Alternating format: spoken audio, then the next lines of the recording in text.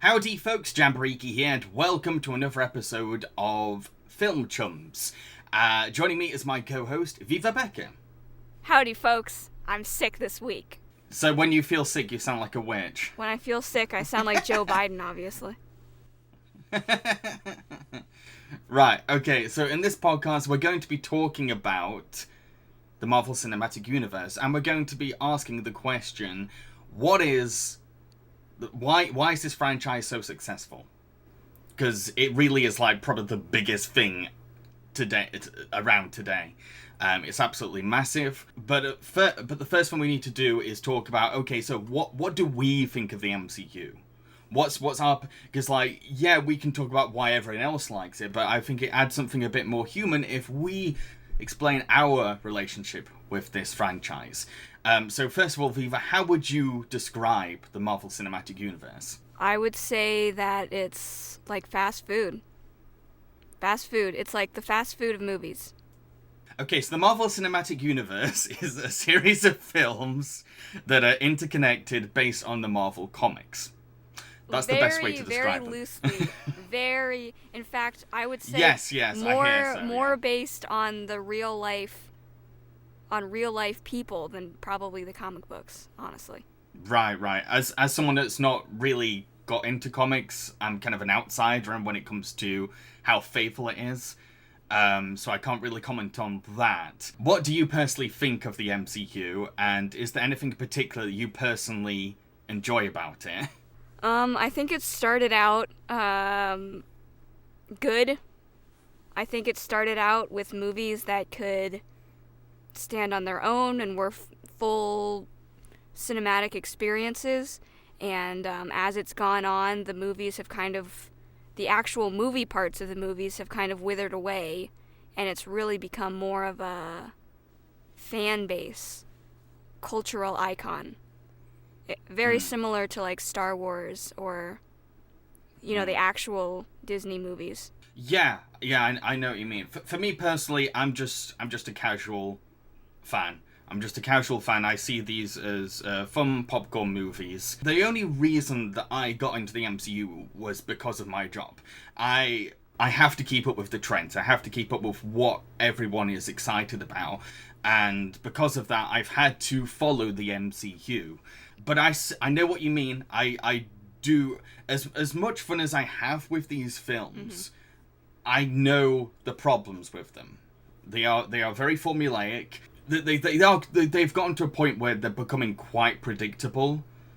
Like, you start to notice tropes quite a lot. A lot of things start to, like, keep coming up again and again that you can... I don't know if it's because it's what the writers really enjoy exploring the most, or the studio is demanding we need this again and again. But yeah, I know what you mean. I think mostly those tropes are there because they are very much movies that have been designed by a board to be popular. They are less about telling a story and more about responding to this fan base that they know who's coming back again and again. So like tropes like Loki being really sexy and then he dies, but then he comes back. Whose fault is that? I know whose fault it is. It's the fans. It's the fan art maker's fault. It's the fan fiction writer's fault. That's why that keeps on happening, not for a story reason. And that's what I feel like is one of the biggest problems with those movies. Yeah, they've definitely got a very corporate touch to them. Mm-hmm. But that's a problem that could be applied to most Disney live action movies in general. It's whenever Disney gets the hand of something, their brand has to be on it, and their own set of standards have to be on it, and profit becomes the biggest priority out of everything, and keeping up that image that they've established within this franchise. You were saying that you enjoyed them at first, but then you think they kind of went downhill. Which ones do you actually enjoy? Iron Man is good. You know why that one was good? Because it was the first one, and it didn't have all these cultural references that it could hobble along on. It could use as a crutch. It had to stand as a story that you could watch just that movie. It had to have themes beyond just, oh, here's this guy that you've seen before, talking to these other guys you've seen before. It felt like you were watching characters in that movie, not rich people who are famous cultural icons and almost trying to make themselves synonymous with their characters. Just like most people, I have a fun time watching the movies. The effects are really big, especially when you see them on, in a theater. The colors are bright. The actors that they've chosen to be in the movies are charismatic. And it's got all of the fast food bells and whistles, whatever, that you're going to enjoy it. I just don't think it's a very satisfying artistic experience. What is a moment in the Marvel Cinematic Universe that stands out the most to you? Like, when you look back on all these movies, what scene or image instantly comes to mind? Something you associate with this franchise? A couple things. One, the part in Endgame, the part where everybody cried in the theater. You know what part that is. It's the part where all the guys pop out of the portals, and everyone was, like, crying and freaking out, in my theater at least. Wow. Probably their treatment of Asian characters, because that's a bit of a burr in my butt with the whole Marvel Cinematic Universe. I'm still salty about, what is it, the ancient one, whatever, the Doctor Strange character. I'm still salty about that. Yes, yeah. I'm not going to forget it. And that's something that when I think MCU, that's the original character was completely not Tilda Swinton, as in the character was male and old and Asian. And they kept the other trainees, I think, the other mystics Asian, but they whitewashed the important one. What I did notice is they kept using this same, like, old Asian master trope character as, like, a punchline or to make a point. He wasn't really a character, he was just there to say something to Steven. Like, the first one is, the punchline is, he's not the master.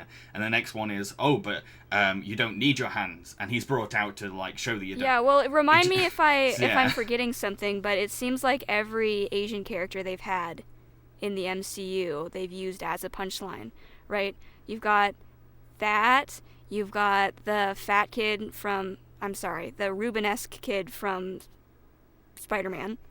You've got the Mandarin. How do you feel about Mantis? Oh yeah, that was my example. Mantis is there, and Mantis is a punchline as well, and is never treated as the same level as human as the other characters. So that's good as well. Ego found me in my larva state, orphan on my home world. He raised me by hand and kept me as his own. So you're a pet? I suppose. People usually want cute pets. Why would Ego want such a hideous one? That was my example. Right. You reminded me.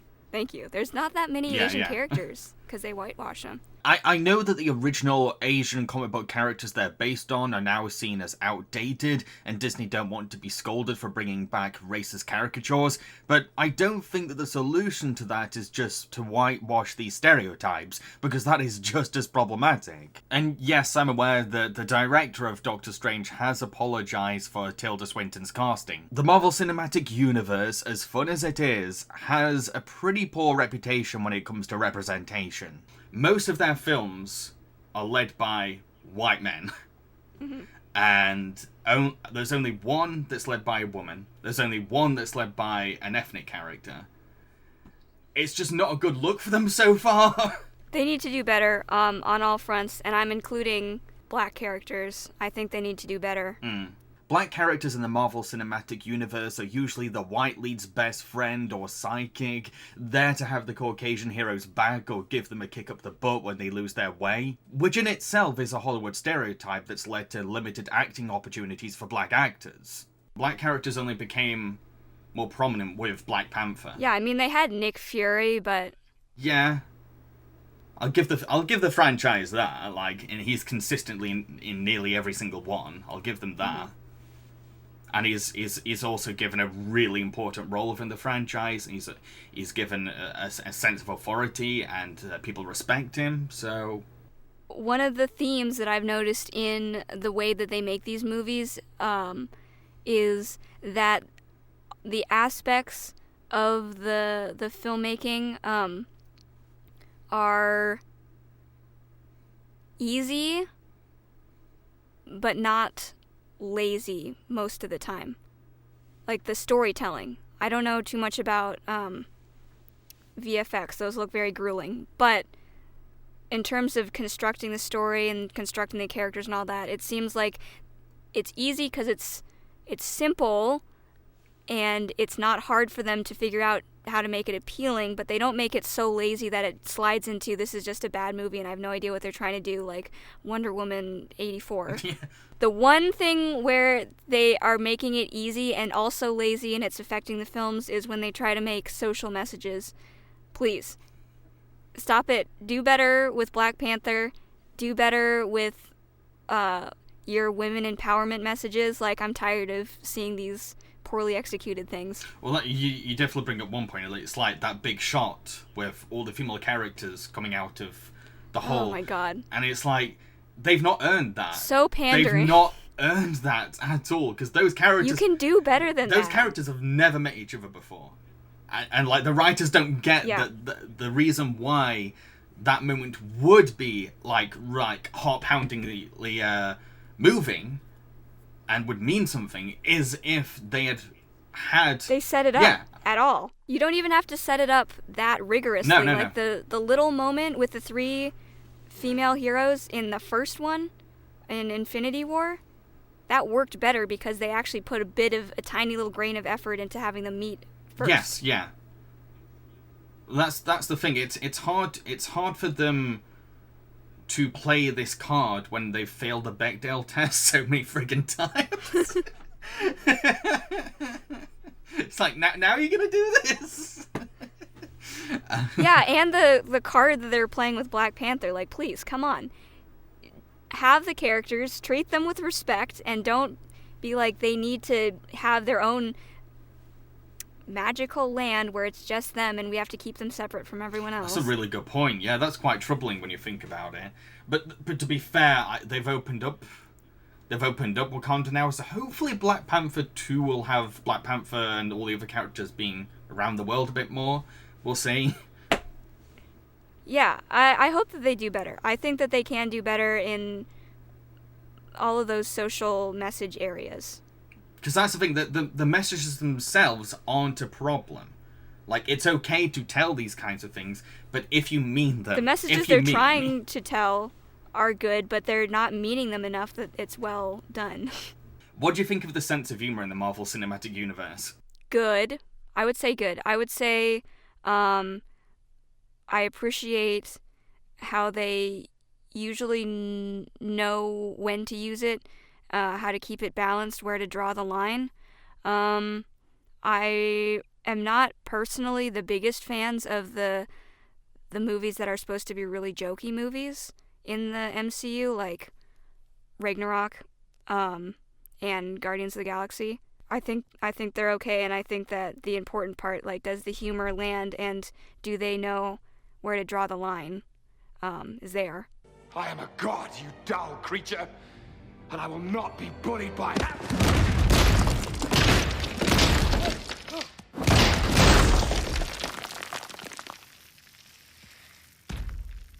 Puny god.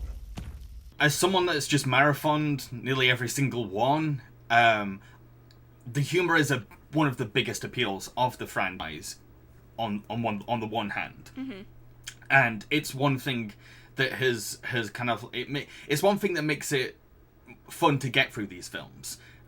Because so many other blockbusters mistake no sense of humor as mature, mm-hmm. and it just makes them boring. But with the MCU, they have a sense of fun, and they don't take themselves way too seriously. Like, they can have their dark, dramatic moments, but I'd say that comedy, out of all their genres, is probably top billing. But I will admit, sometimes, there'll be a joke in some scenes, or a scene might be played for laughs, and then it'll be followed up with a really dark scene. You're kind of like, oh. It's just something I noticed, though. It didn't really bother me that much, but it's just an observation of like, hang on, we just had a character going through some kind of trauma, or reliving their abuse or something like that, or a character's just died, and then fantasy, and you're like, wait, what? Yeah. But again, it's just me noticing. I don't mind it too much, because when they do a dark dramatic scene, they pull it off well, and then when they do a comedic scene, they do the right jokes, and everyone bounces off each other, and there's a dynamic there. But I have noticed, so when people criticize that there's a bit of a tonal conflict, I kind of get where people are coming from. Well, here's why it doesn't bother me too much. Is because I go into these movies knowing that these are not really movies that are trying to tell you about a character, trying to tell you a story.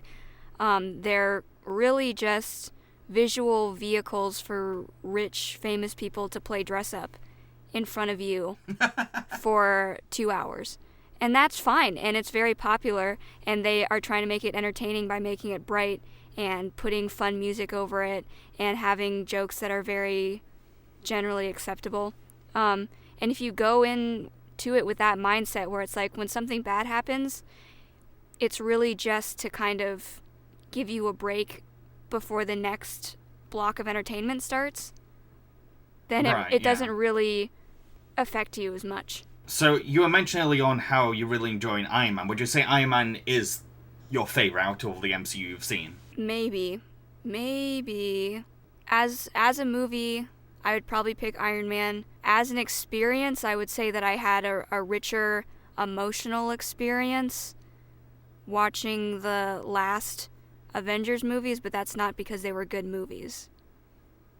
It was more the people in the theater and the cultural significance of sitting in the movie. Right, yeah. We'll definitely get into this a bit later on, but a lot of the appeal of these films come from the community that surrounds them.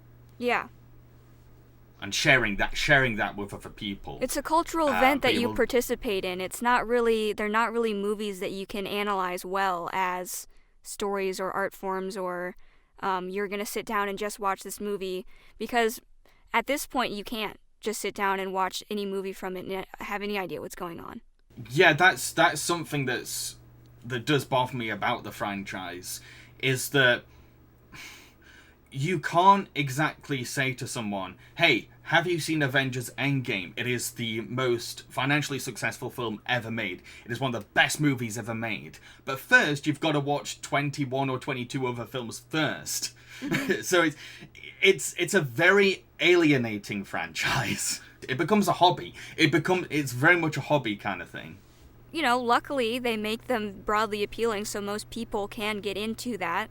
Oh yeah, totally. But it's on the same level as comic books now, where if you're not in with the lore, then you're not gonna enjoy it as much. Well, for me personally, my favorite is possibly AntMan and the Wasp. Disgusting.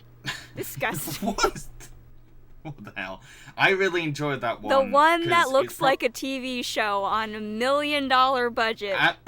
AntMan and the Wasp. The second one. The second one kind of looks like a TV show as well. Kind of, sort of. It doesn't look as big as the others, but I think that's one of the things I like about the Ant-Man films in general, is that they're small and they have less spectacle, because the bigger ones are just really overwhelming and sometimes a bit too bloated. With the Ant-Man films, things are a bit simpler, a bit smaller. What I like about Ant-Man and the Wasp isn't just its simplicity and casual sense of humour, just like the first Ant-Man, but there's also a lot of wholesomeness. We get to see Scott spending way more time with his daughter Cassie, and they have a very sweet bond. But we also have this very romantic and cute plot about an old man trying to reunite with his lost wife. That is so adorable to me. Oh, and there's a lot of charm to Jimmy Woo, who is probably the best Asian character in the MCU. Someone who deserves to have way more screen time in the franchise.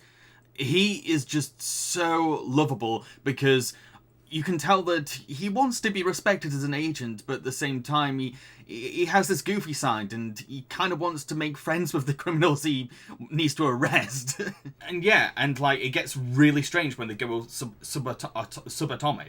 I kind of like the subatomic world and how out there it is. And one of the things I really love about the Ant-Man films, again, would be the comic relief characters. Some of the best comic relief characters in the MCU, with, like, particularly Louise. I think he's hilarious and just so adorable. Interesting. I think he's adorable. I think he's very... I find him very funny, very... And, like, he and Scott have an interesting redemption arc of going from criminals to starting their own security company. And, yeah, again, I'm not saying it's perfect, but, like...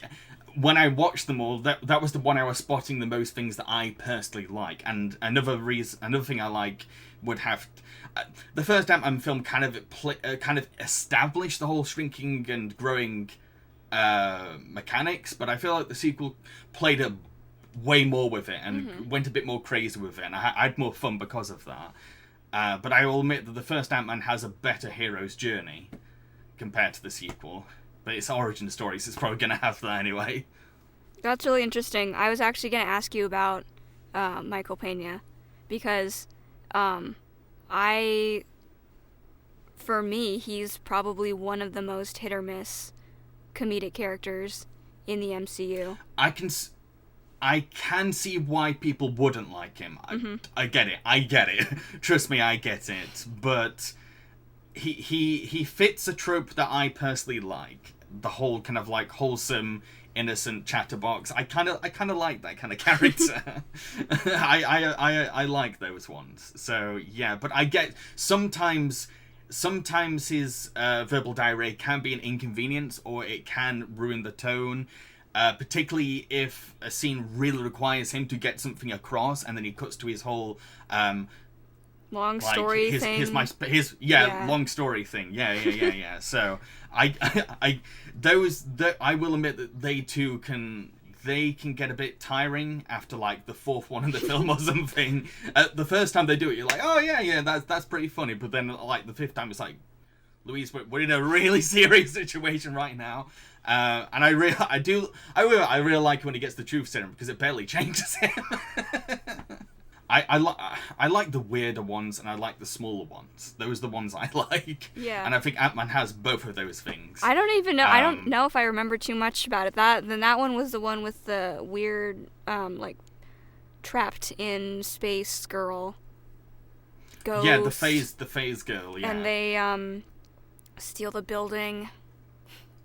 Yeah, they have to carry this building around, and they've got toy cars that they make big. It's just so silly. It's really silly, and I kind of like that, though. I like when the MCU films just go all out with their silliness.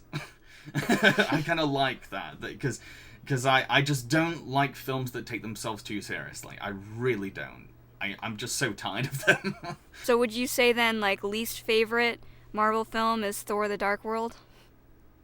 Yes. Nice. Yes. I knew it. Yes, 100%. It's only everybody's least favorite yes. Marvel film, so... I get why, because, yes, The Incredible Hulk barely connects with the rest of the films, but at least it's watchable, and at least it's got Tim Roth going crazy, and, like, there's something there to be entertained by. And, yes, Iron Man 3 is kind of dumb and really goofy, but that's what makes it so fun. Particularly, I like the twist of the Mandarin, because it's the most authentic portrayal of a British person in the entire franchise. Nice. That's what we like. That is what we like. So, like, when I see him, I'm like, yeah, I know people like you. I know about the plan, Spill. Do you know what they did to my suit? What? No. But I do know it's happening off the coast. Something to do with a big boat. I can take you there. Tony, I swear to God, I'm gonna blow his face off. People were saying mean things about the kid in Iron Man 3. Please. He was fine. Yeah, I was fine. The performance was fine. Yeah, I didn't mind it. He was... Yeah, I don't understand it. If you hated the kid in Iron Man 3 and you wanted him to die, please tell me, because I watched it and I didn't understand. I don't get it. Like, he's probably like the least annoying character in the film as well. You've got Guy Pearce mugging the hell out of the movie. I thought he actually was. I thought I was interested in the way that he was interacting with Tony Stark. Absolutely. I thought they had a good chemistry. And you know what? While I'm digging my grave here, I like his chemistry with that kid better than his chemistry with little submissive rabbit boy Tom Holland. Okay. I felt like they were people that were getting something out of each other, not like, oh, Tony Stark is the man with the money and the muscles, and he's protecting poor little Tom Holland, who's like, oh, golly, gee willikers. That grave is, wow. Hello! Freeze! Don't move. You got me. Nice potato gun. Barrel's a little long. Between that and the wide gauge, it's gonna diminish your FPS. And now you're out of ammo. But with For the Dark World, it's just so dreary. Not just because it's set in this dark elf world where you can barely see anything, and you've got these boring villains that are just like any other alien villain in the franchise, and everyone's dying, everyone's sad, and and then it cuts to bloody London to cheer us up. I'm like, no! I say this as a Brit. That's not a good contrast.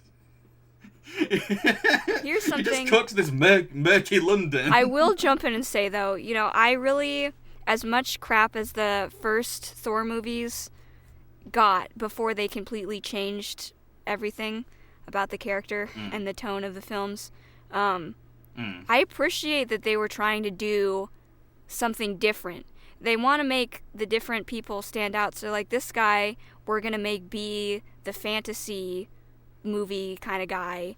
And I thought it was interesting that they had him not, speak in a kind of a different, stilted way. I know a lot of people didn't like that.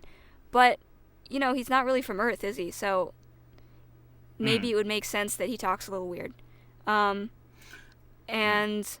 one of the things that I'm seeing that I'm a little bit worried about is that this style of, like, the Guardians of the Galaxy kind of irreverent humor, really bright colors, everything is fun and stuff, style is very popular, and it's really kind of taking over. So that initial thing where they're like, here are the very distinct tones of movies for each of these characters, and it's going to work with their personalities, each personality backstory, it's going to be a different kind of thing. Kind of blending together, they're kind of losing that, and that's disappointing, I think. Yeah, I definitely get that complaint, and I'm not saying that Thor needed to have that silly side. It really didn't. But, and that's the thing, I like the first Thor. I really like the first Thor. I think the first Thor has probably has the strongest story out of all of them. It has a proper hero's journey, and like and it, out of all the films that's about a character from another universe ending up in America, is one of the better ones. And a lot of the charm comes from Chris Hemsworth's Thor, and like his misunderstandings of culture, all that kind of jazz. And yeah, I feel like the first Thor, it set up something good. I feel like it was a good beginning for something. And maybe it just didn't know what to be after that, because it tried going really dark and it tried going really silly. I think it should have stayed where it was from the first one, with that kind of like golden aesthetic. I think they should have tried to do something that was different instead of being like, oh, this isn't working, well, Guardians is making us a lot of money, let's just make Guardians. Yes, yeah. And I say that as someone that enjoys Thor Ragnarok because of how campy and silly it is. It's not a Thor film. It's not a Thor film. And you do end up missing what makes Thor so special because of that. It's a fun movie, but it is more of a Guardians kind of movie. But at the same time, I kind of see where they're going with that, because I know now they wanted in the actual franchise continuity, Thor is part of the Guardians of the Galaxy, so I get why they probably went that way. Yes, but maybe, I mean, could you not see how funny it would be to keep Thor that, like, fantasy, very serious kind of thing, and then have this crazy neon guardians? That could be interesting, bouncing off each other as well. Like, Thor says something really grandiose and crazy, and the guardians just, you know, they make fun of him for it. That would be funny. I think they could make that work as well. That's actually a good point, because one of the things I didn't like about when Thor met the Guardians was all it was a dick measuring contest between Quill and Thor. It got old so fast. So I think that's a really good point, that it should have been and that was one of the things that made the first Thor so charming, was that he stood out from all the other characters and was so out there. I added to the comedy, added to the charm, and I think they kind of let go of that. So which is your least favorite? Spider-Man 1. Spider-Man Homecoming, I would say. And why would you say it's your least favorite? Because the flavor that they decided to go with for Spider-Man is high school movie, and high school movies are my least favorite kind of movies ever.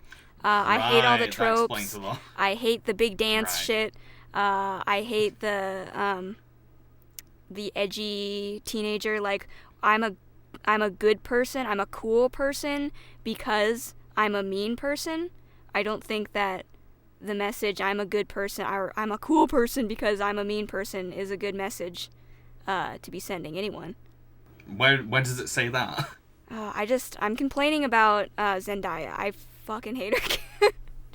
Right, okay. and her whole thing is like, oh, I'm too cool for this. I don't want to be here. Look how cool I am. I make these funny faces, and it makes me very funny and cool. Yeah, I know what you mean. Revisiting the Spider-Man films, I noticed particularly in the first one that MJ is, because they renamed her Michelle Jane or something, didn't they? And so, like, MJ is quite a bit too mean-spirited, I'd say. Well, she's a completely different character. I'm not talking about the way she looks. I'm talking about the actual way she acts.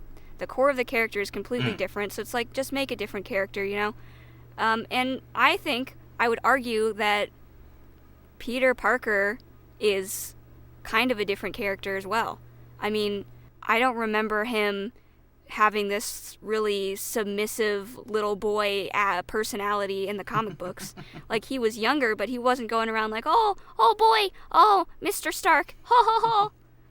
Golly gee willikers, Mr. Stark, I'm just a pure innocent boy. I find it cute. I'm sorry, I find it cute. Lots of people do, and I understand why it's popular. You know, people are like, oh, little baby, we want to, you know, we love him. But it's like, you've also, you know, he's not the same character. He's a bunny rabbit now.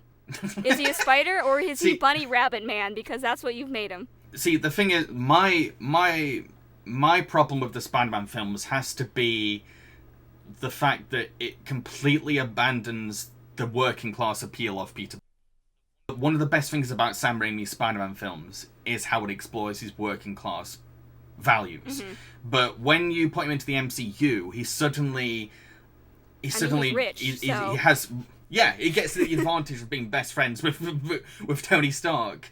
And the thing is that what made him so charming in the Sam Raimi films was, and so relatable even, was the fact that he did all these things by himself.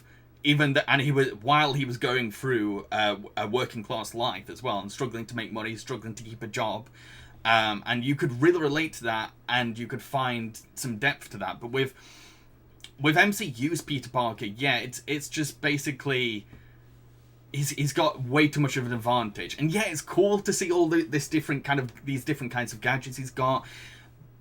But then to make things worse, the villain of the first film is working class. Mm-hmm. It's just not a good look on the film whatsoever. Particularly when, like, this character ends up, like, losing work because of a billionaire's superhero life. Yeah, they might have made a little mistake with that one. Their true values might have spilled in a bit too much. Yeah, it's not a good look for them whatsoever. I love Michael Keaton, and he does a really good job of pulling off that kind of character, and that it makes him very sinister, very intimidating. But in terms of like Spider-Man lore, it kind of goes against the grain of what he was supposed to be in the first place. Yeah, And, didn't like, they say didn't they say that no matter what happens, he's always gonna be poor kid from Queens, struggling to make his life work and living with roommates that he doesn't like. I mean, he doesn't even live with roommates. The other thing that really worked about the Sam Raimi Spider-Man films was having someone like Norman Osborn be the villain in the first film, because he was someone that had the advantage of being incredibly wealthy, but when he failed, he went the complete opposite way of coping with it. But when Peter fails, he adapts. And again, I don't think the MCU gets that.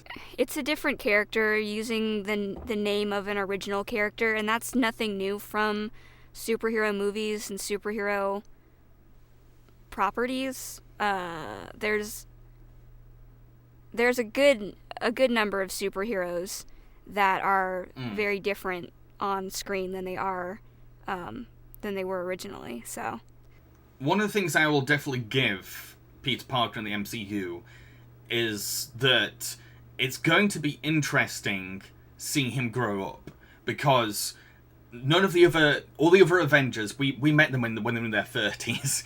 And what's kind of interesting is that the MCU will stop using a character once they either die or retire. So we're going to see the entire lifespan of Peter Parker from teenager to like God knows when. I found that kind of interesting. It's like, how long will they keep this going on? I mean, they own Tom Holland. Tom Holland is going to live in their compound for the next 40 years. But I don't know if they're ever going to let him age, because his whole character right now is built upon the fresh young ingenue shit.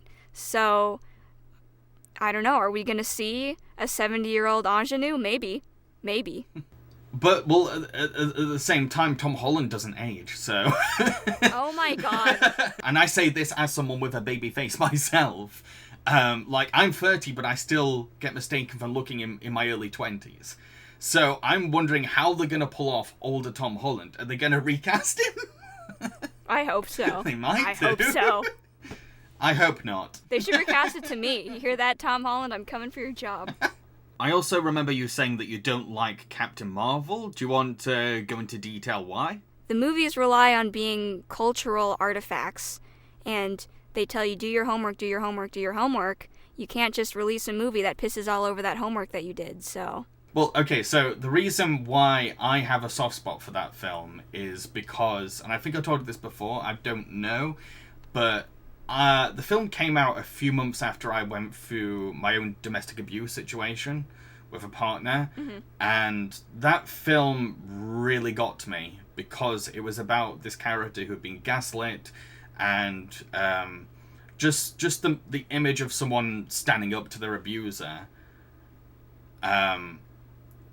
and really tapping into a lot of the things that were being said to Captain Marvel in that film, my ex had been saying to me as well. So, and just to see this character like get up after that and like be a stronger person in spite of that, it helped me. I'm not trying to defend the film. I'm just saying that's why, for me personally, I can't get angry at it because it helped me for like one of the hardest times of my life. I get that.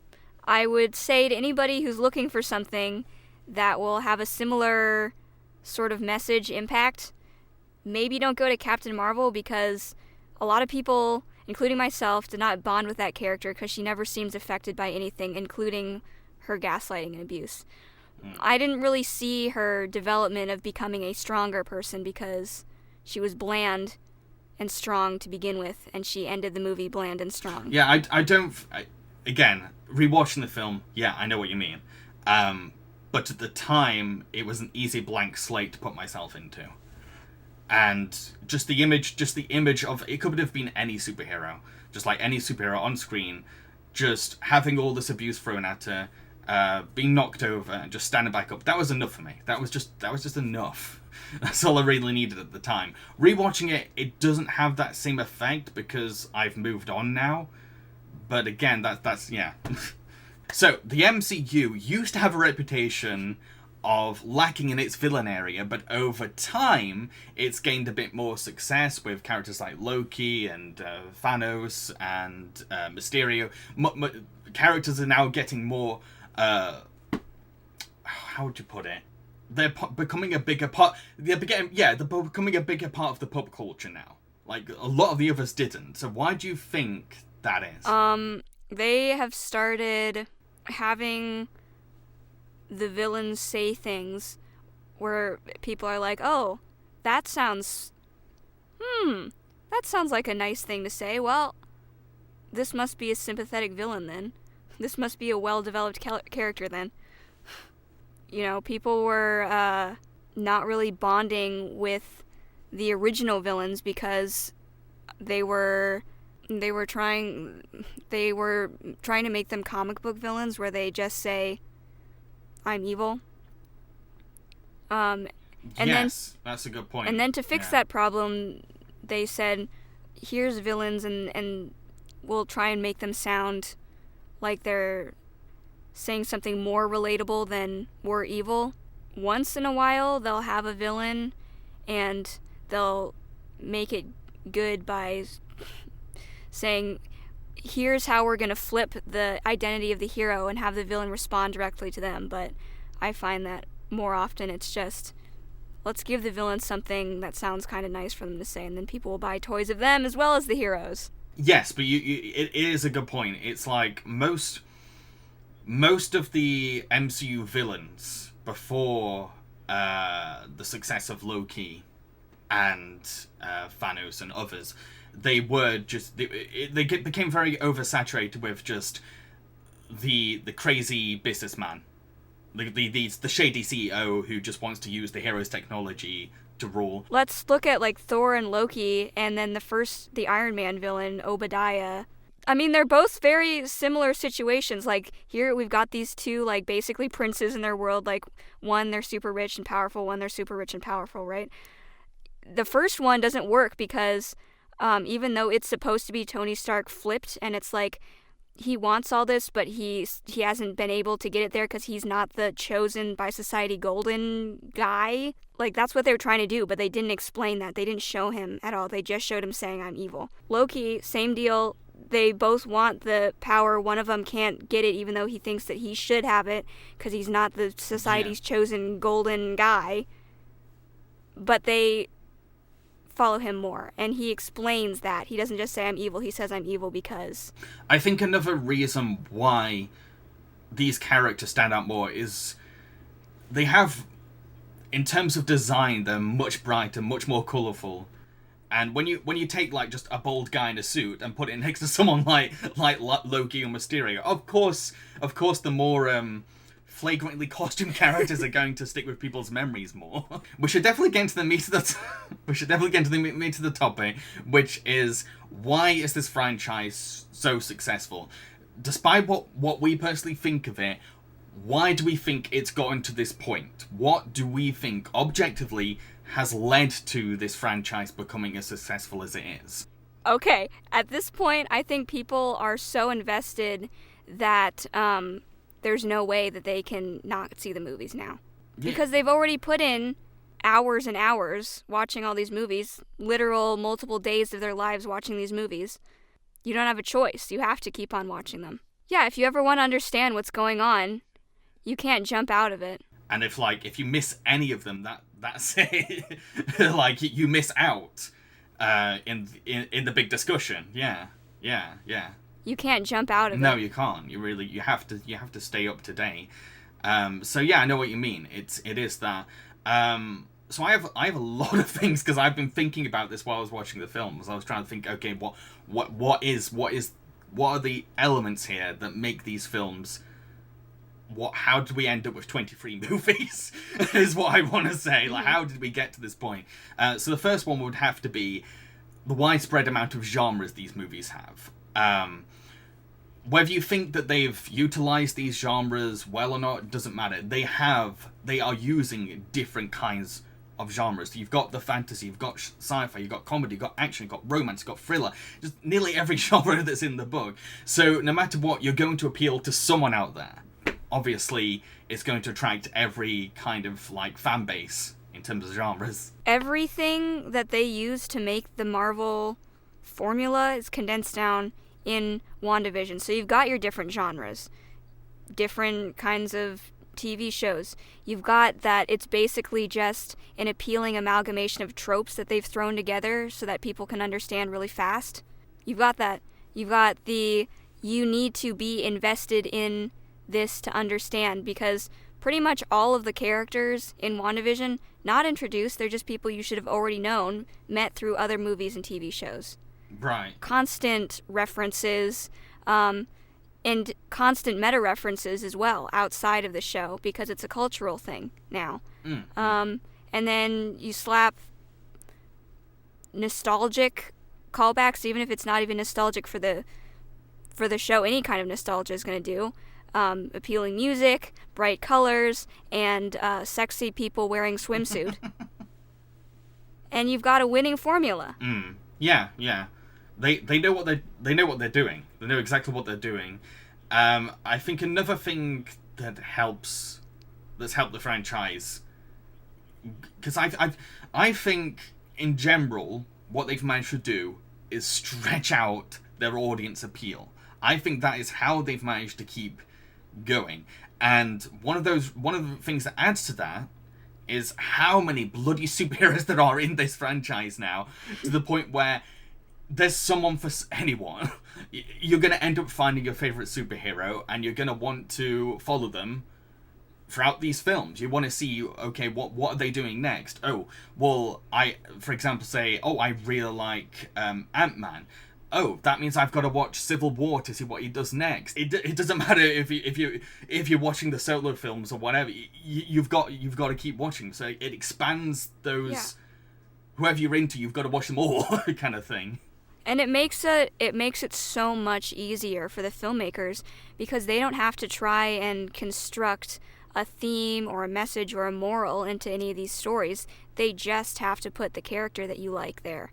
You're there to watch the character. You don't think about what the message of the movie is. I mean, think about how the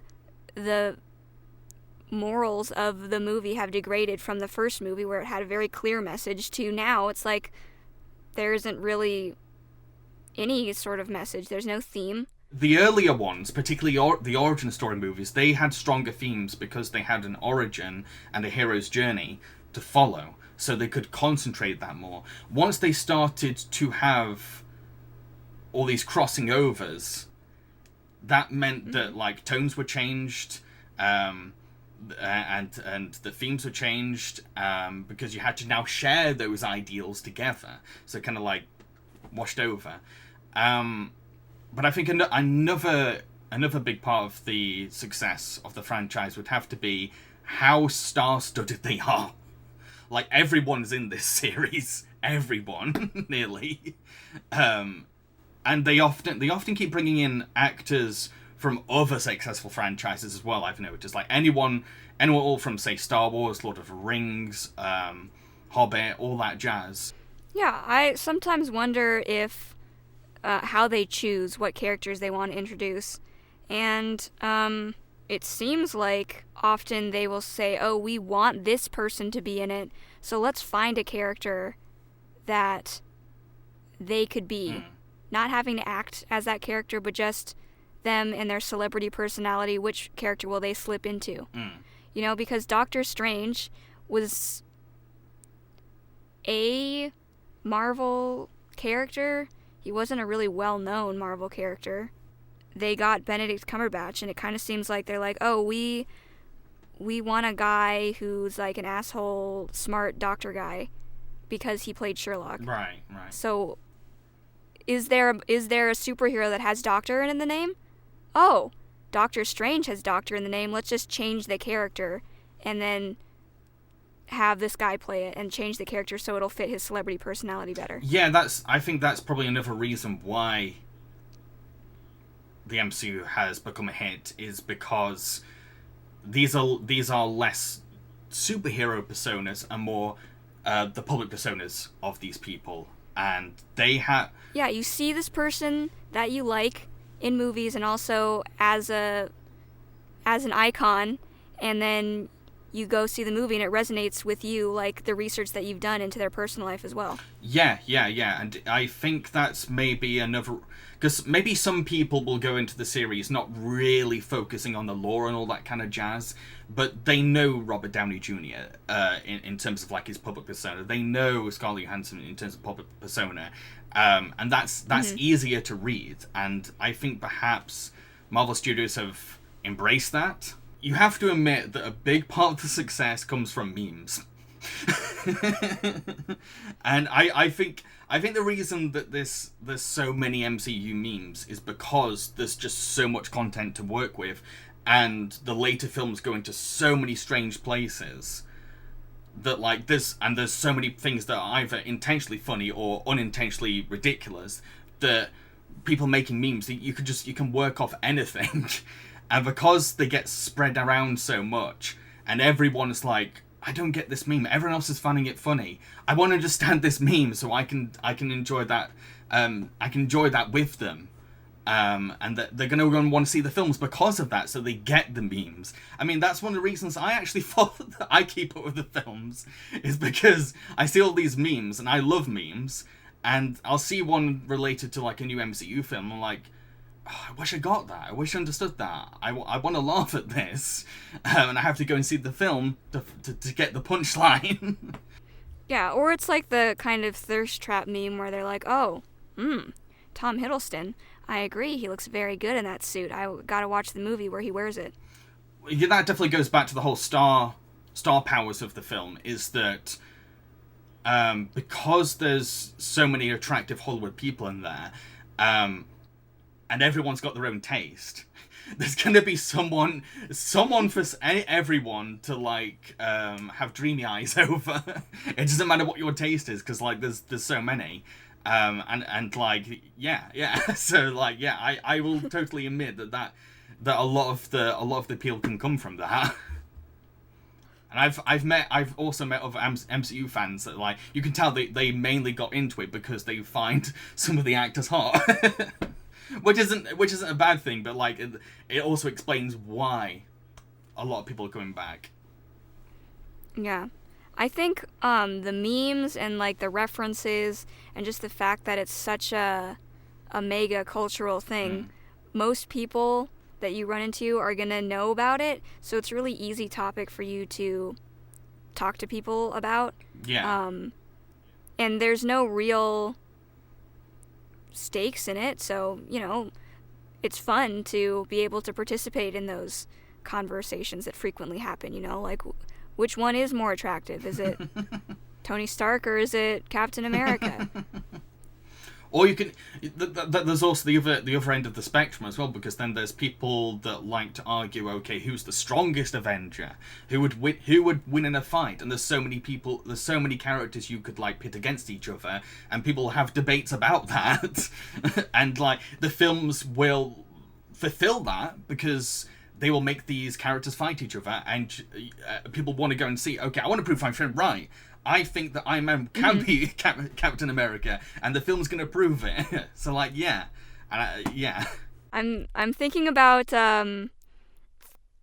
SpiderMan, and, like, his relationship with Tony Stark was kind of submissive before the big meme of him being like, please, sir, I don't want to go. Took off, but like the next movie, I saw that they really made sure to try to make another meme out of that. Because they saw how much that scene took off, so I could see like it felt very derivative. They were trying to get the same performance. They were trying to get the same kind of lines. Because I'm pretty sure Tom Holland's line is like, "Oh, sir, oh, don't go. I don't understand." I would say that Endgame is definitely the most meme heavy, because they even lean into the whole internet joke of Captain America's ass. Like they make a whole scene dedicated to his ass. Yeah, exactly. So it's like I see that you know, the movies they know that the memes make them popular, and they are actively trying very hard to make memes to get more people in. Yeah. And that's the thing, is that the better memes come from the fan love. When When a fan just finds something that stuck with them and tries to expand it into something else. That's where the most sincere memes come from. And then once they've started to become more aware of where maybe a lot of the seats are coming, like butts and seats are coming from, like, ooh, it's memes. Ooh, we need to like show the audience we're aware of this. We get this. We're down with it. In Endgame, I'm so mad they didn't have Valkyrie be the one to talk Fat Thor into getting on that ship. Like, they had parallel stories, great loss of their people, and then they slide into this alcoholism, and she should have been the one to get him on the ship, and then that would have been why at the end he was like, you're a real leader, you did this, you saved me, you can save these people, because they're going through the same thing, you understand. Instead, it's just like, we got beer on the ship, and I'm like, no, you failed, you wasted that opportunity, that would have been so good. I love Valkyrie, they could have used her, and they wasted it. I don't know why. They were setting it up like they were going to use her for that speech where she's like, come on, you gotta be a leader, you gotta do this, and they didn't. They had an opportunity to have a message when Hawkeye and Black Widow were fighting. They had an opportunity to tell a message.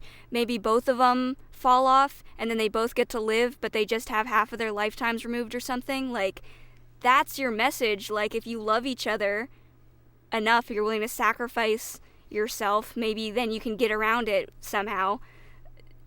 They had an opportunity, and they failed in multiple points. My biggest one was the Valkyrie one, though, because she becomes the next, like, Thor, right? Yeah, so, she does, yeah. Come on.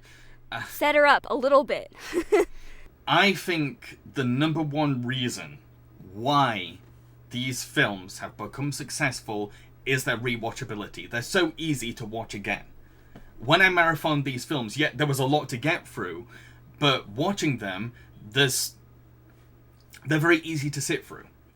As even the longer ones, they're easy to sit through because they always have something thrown at you, and they're always rewarding you for keeping up with what's been established before. And because they're always like leaving little foreshadows and stuff. You go back to the beginning, and you kind of get a different experience because you're like, that they don't know this is going to happen yet, but I can see in different areas where it might suggest it'll happen one day, that kind of thing. So, and I know that whenever a big MCU event movie is released, everyone starts to rewatch the films because they want to refresh themselves. And a big reason why Endgame is the most financially successful film ever is because people really like to go and experience it again and again because of those novelties. Yeah, there's so many. When you have this giant pool of references you can pull from, you can pull a lot of references. So people want to go see all these Easter eggs, whatever, just little characters in the background that is an Easter egg because they were just in a movie 14 movies back. It goes back to our point about community. People will want to go watch these movies again and again because they'll go with friends that share that same awareness of the franchise, same knowledge, and the same love. And there's also a sense of competition, you have to admit. There are people like, I've watched Endgame 20 bajillion times. There's that as well. Yeah. So yeah, I think rewatchability is probably the main reason why this franchise is as big as it is, and why it's become so successful. Out of all the planned future MCU films that have been announced publicly, which one are you most excited for? Black Panther 2. Is the reason why? Mostly because I'm not really excited for any of the future MCU films. I don't like the way they've been going the last couple of years, but I am interested to see how they work around the death of Chadwick Boseman. Yes, that's interesting. I feel sorry for the whole everybody involved in the whole situation. Yeah. It's just you never like to hear that. So no. It's gonna be so tough for them to keep it going, and I know that Chadwick would want it to be kept going as well. I know he would. For me personally, I'm most excited about Doctor Strange Multiverse of Madness because it It appeals to me because of my tastes. Like I've said before, I like weird, I like strange. And if we're going to have a whole film where Doctor Strange is just hopping through different multiverses, that'll be awesome. Because, like, I liked how weird the first Doctor Strange got, but it was mainly going to different places around the world and making it look psychedelic around him. The reason I liked the strangeness more in the AntMan films is because they left our world and went into the subatomic world. I really want to see Doctor Strange just going to completely out there places, not just trippy versions of London or something. I want to see that. That's what I'm excited for. Yeah. They did a really good job of making the random hand movements and the CGI work together for the magic and that. It wasn't as simple as, like, most of them where it's like, we're going to punch and we're going to do a particle effect here. They did a good job of that. Yes, absolutely. And they can take that even further with the sequel as well. They could come up with so many different things. Like, it's going to become its own thing. Because there's probably, like, a choreographer for those kinds of movements, and they're going to be asked to, like, can you go even further with this now? Can we have Doctor Strange performing ballet so we can, like, summon something? I want to see that. Oh, gross. Benedict Cumberbatch performing ballet. Please. Yes, please. Okay. So another question I have is, which character do you think deserves their own solo feature the most? Like Black Widow many years ago? Yeah. Many years ago when they were going to do it? I think the Black Widow film should have been part of Phase 1. Especially if she was going to be such a big part of Avengers Assemble. Yeah, and they're doing it now after her character is out of the canon? Like, come on. Yeah. It's just not going to be the same. Especially if you're going to tell an origin story. Because the thing that makes the origin stories fun in the MCU is seeing where they started and seeing where they go from there. And it's like, you won't able to have that with Black Widow. It's like you said, too late. For me, I don't know, because like most of the ones I want to have solo, I mainly want it because it'd be funny. Great. Like, I kind of would love to see Doctor Strange's cape get his own film. Yeah, I bet you would love that, wouldn't you? I bet you would love a Groot movie where it's on the planet and it's just the trees, so the only lines in the whole movie are I am Groot. I bet you would love that, wouldn't you? I would. I'm sorry. I would. And they would recast Groot to be Nicolas Cage. I bet you would love that. Yes. I can't help it. I love my silly.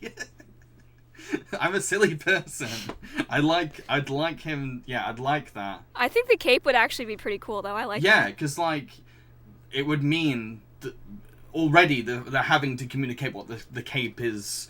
The cape's personality through its movements, a bit like the carpet in Aladdin. And it might be interesting to see, like, maybe like a cape origin story. I would like that. That'd be kind of... See how he got made.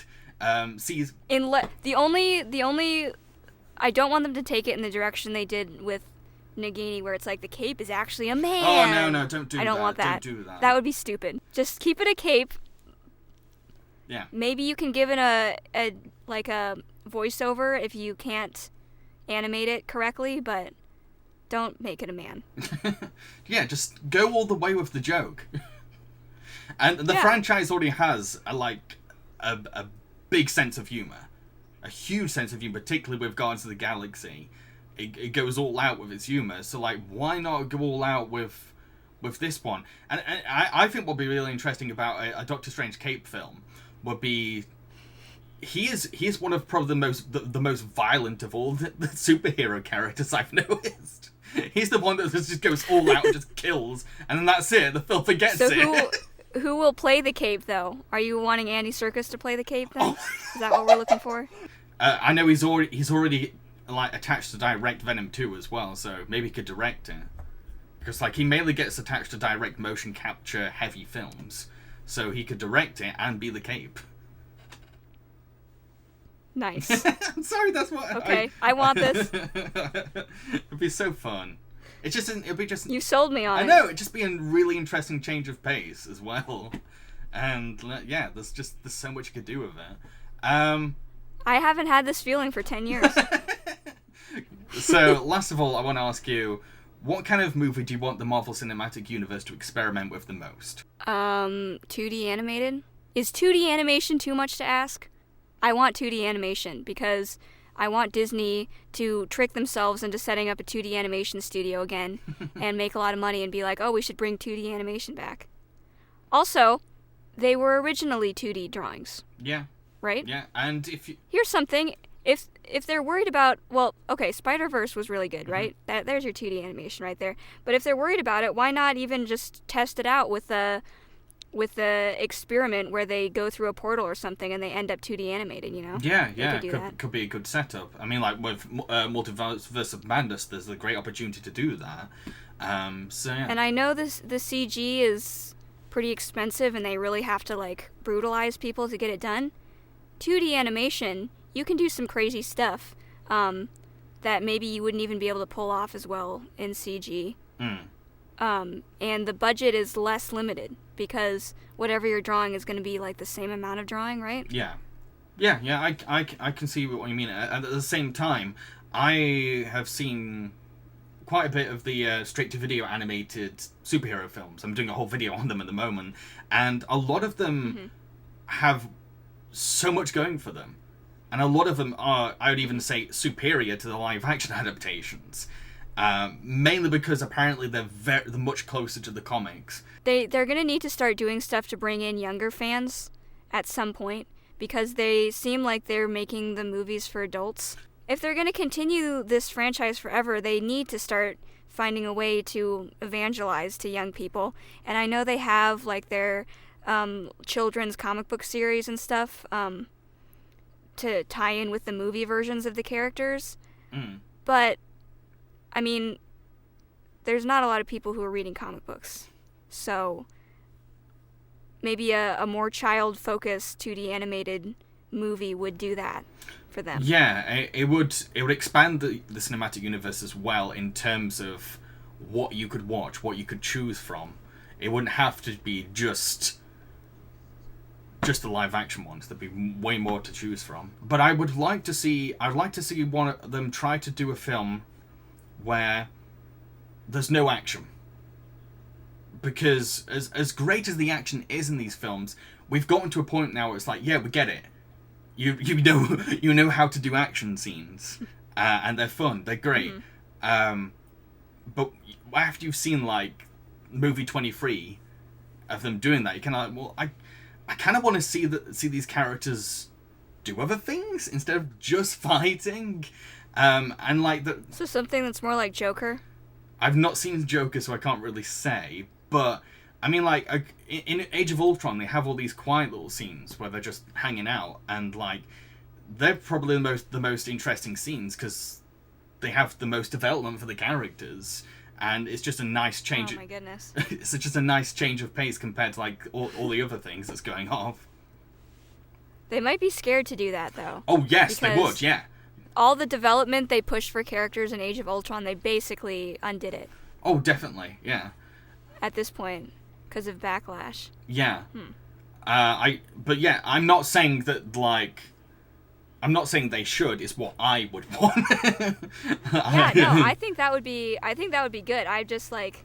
Realistically, I don't know if I would pitch it to them with like, oh, what you did in Age of Ultron, you know, that everybody hated. So. I don't get why people hate it. They need to do it good, and they need to start doing like the storytelling that's simple but maybe not so easy. Please, let your actors go. Let them cycle through. All of the people from Phase 1, they've had their time.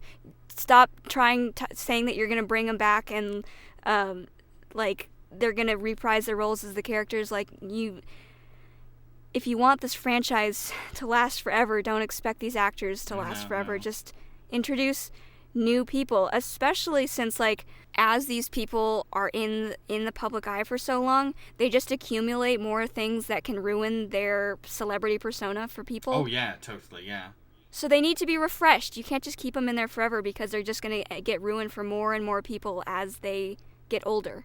Yeah. There's a number of actors that are in it that are now ruined for me, and I don't want to watch their movies anymore. And it messes up the scene because of how integral it is that this is the celebrity person, not the character here. Totally get you. Totally understand, yeah. To conclude, I would sum up the Marvel Cinematic Universe films as popcorn blockbusters. They try to be something more than that sometimes, but they don't always succeed. Mainly because a lot of these movies are just too over-edited, too over-bloated, and too polished. I totally understand how this franchise ended up getting such a wide audience and became a pop culture phenomenon. They're fun, fast food movies that are easy to digest. But because these films are so commercial and so determined to pander to audiences, they don't really get to fully embrace their more artistic or experimental side. As entertaining as they are, they're very predictable and miss a lot of creative opportunities. They're great, fun time events. They're a great cultural tentpole. They're not great movies, but they're very flashy and they're very fun. So, yeah, that's the end of the podcast. Hope you enjoyed listening to our theories on why this franchise has been so successful and our own opinions on the franchise as well. What do you think of MCU? What do you get out of these movies? Let us know in the comments. I've been Jamboree. I've been Viva. Did you forget who you were for a second? I've been... Shit, who am I? Maybe I'm just trying to be a blank slate for the audience. You ever think about that? So yeah, cheerio, folks.